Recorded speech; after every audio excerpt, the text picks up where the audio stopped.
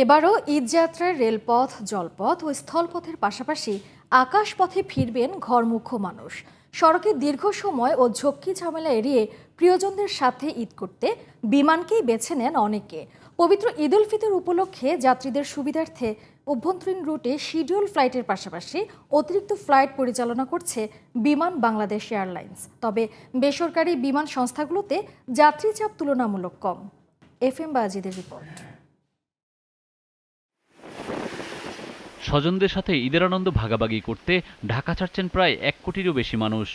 রেলপথ, জলপথ, স্থলপথের পাশাপাশি আকাশপথে বাড়ি ফিরবেন অনেকেই।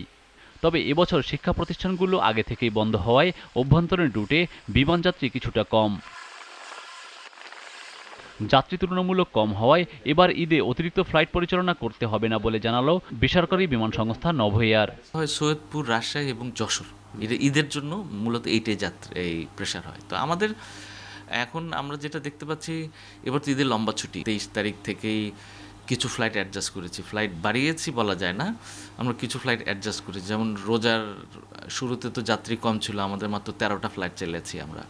এখন এসে আমরা 16টা ফ্লাইট করেছি, যেটা আমাদের রেগুলার শিডিউল অন্য সময় যেটা থাকে। অন্যান্য বছর ঈদের আগে যাত্রীর ব্যাপক চাহিদা থাকলেও এবছর এখন পর্যন্ত টিকিট পাওয়া যাচ্ছে বলে জানিয়েছে বেসামরিক বিমান সংস্থা ইউএস বাংলা এয়ারলাইন্স।